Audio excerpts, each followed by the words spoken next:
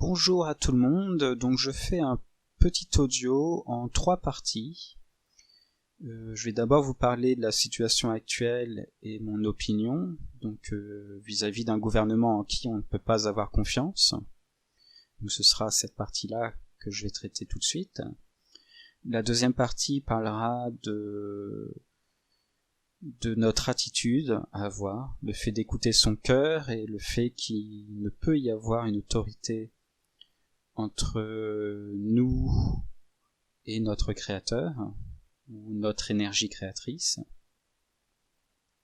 Et en troisième partie, je vous parlerai un peu plus des moyens techniques, donc notamment à travers la souveraineté individuelle. Et je ferai même une quatrième partie pour expliquer plus en détail comment on pourrait faire pour aider les enfants qui sont placés injustement aujourd'hui. Donc voilà pour cette première partie. Moi je vous pose la question, au sein d'un gouvernement en qui on ne peut pas avoir confiance et en qui on n'a jamais pu avoir confiance, c'est historiquement prouvé, mais c'est aussi prouvé à travers tous les faits actuels qui se sont produits depuis des siècles, mais aussi depuis des années. Il y a toujours eu de la corruption, il y a toujours eu de la violence, de la guerre, de la tromperie, de la torture, de tout un tas de choses négatives qui ont été provoquées, maintenues et protégées par les gouvernements. Et également des secrets. Et du coup, je me pose la question, comment se fait-il qu'un gouvernement qui n'a jamais pris soin de son peuple et qui l'a toujours manipulé, comment se fait-il que du jour au lendemain, pour un prétendu virus hyper dangereux, il fasse tout autant d'efforts? Je ne dis pas que tout ce qu'il dit est faux, puisque pour faire passer un mensonge, il faut dire des choses qui sont vraies. Mais du coup, je ne dis pas non plus, en connaissance de cause, que tout ce qui est dit par le gouvernement, ou les médias, c'est pareil, c'est vrai. Du coup, comment faire la part des choses ? Moi, je me pose des questions, mais peu importe les réponses, pour le moment, elles ne sont pas très importantes. Et du coup, ces questions seraient, est-ce qu'un virus existe bel et bien, ou est-ce que les maladies sont provoquées autrement ? Est-ce qu'un virus a été créé par un laboratoire ou pas ? Est-ce que les statistiques qui nous sont balancées en pleine figure sont bel et bien réelles ? Sachant que toutes ces informations-là, on ne les obtient qu'à travers les médias principaux. Alors, si je prends l'exemple du fait qu'un virus vient du laboratoire chinois de Wuhan, de mémoire, cette information a été démentie, mais moi je me pose la question, si vous avez pris la peine de lire les messages, les contre-arguments qui ont été donnés, ces contre-arguments,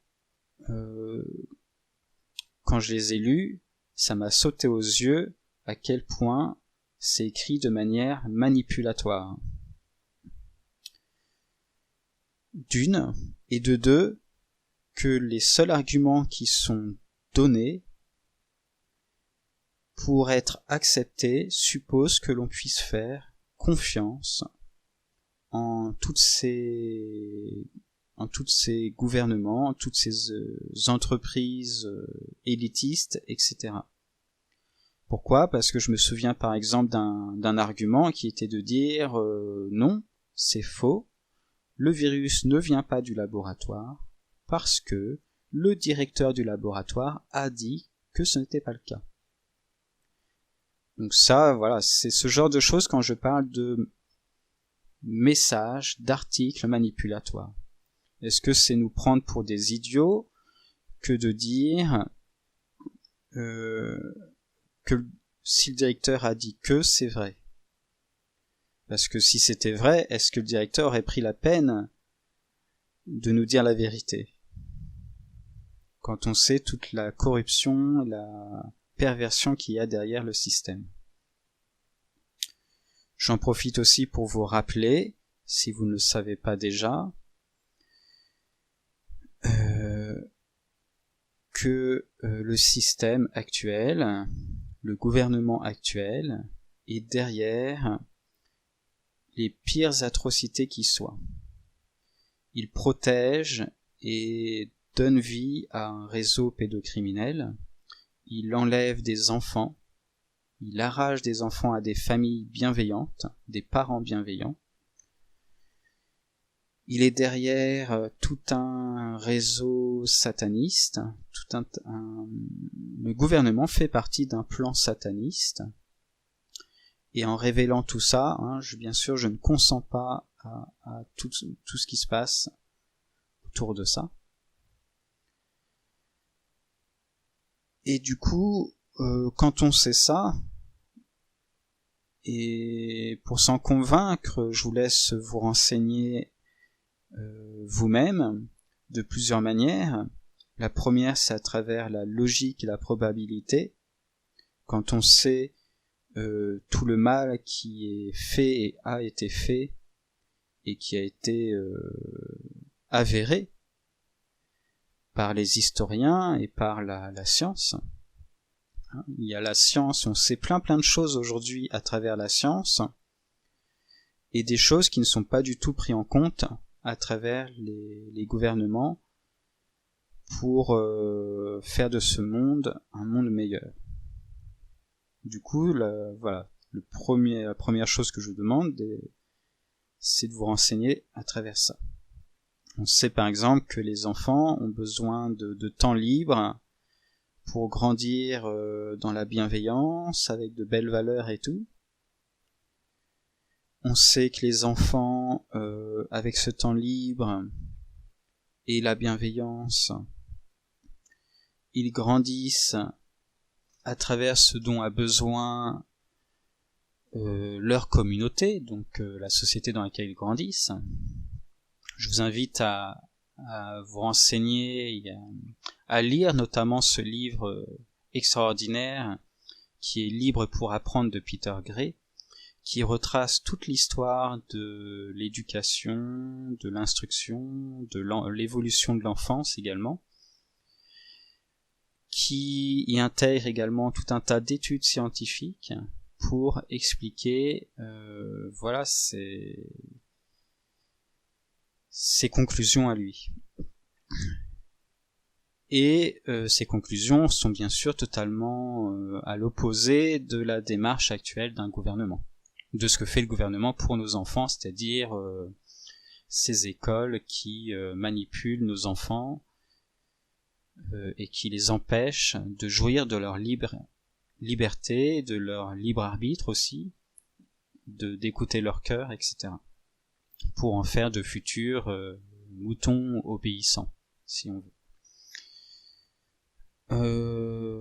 Donc ça, c'est la première chose que je vous propose, c'est de faire cet état des lieux à travers la logique et la probabilité entre les faits et le comportement du gouvernement. La deuxième chose que je vous invite à faire, c'est d'aller rencontrer une victime, quelle qu'elle soit, de ce qu'on dénonce de plus grave. Donc choisissez votre sujet. Moi, j'ai choisi les réseaux pédocriminels parce que ça me touche profondément.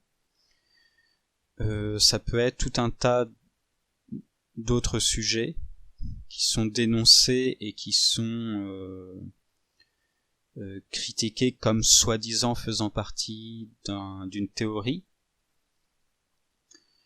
Il y a évidemment de fausses théories, mais du coup je vous invite à aller voir les victimes, de regarder quelles sont leurs preuves, leur histoire, leurs éléments, leurs arguments, et leur vie aussi, parce que du coup elles sont beaucoup censurées et surveillées. Donc pourquoi? Si ce que les victimes disent est si faux que ça, pourquoi elles sont si surveillées et démenties? Donc je vous invite à faire comme moi et aller vers elles pour forger davantage votre opinion et ne plus rester dans le doute. Voilà. Du coup, voilà, je me pose des questions et ça veut pas dire que je vais pas du tout écouter ce que nous demande le gouvernement, mais que ce que je vais faire, et je vais en parler dans la deuxième partie, ce que je vais faire, c'est agir en mon âme et conscience, à travers mon cœur, à travers mes doutes aussi. Donc je vais pas me soumettre à ce que dit le gouvernement, parce que je n'ai pas confiance en ce gouvernement. Je ne vais pas non plus l'ignorer complètement, parce que je sais qu'il y a aussi des vérités qui sont dites. Je sais qu'il y a des malades qui sont bel et bien malades. Et donc, je vais agir avec prudence, mais pas avec soumission. Et je vais vous en parler dans cette deuxième partie. Merci à vous.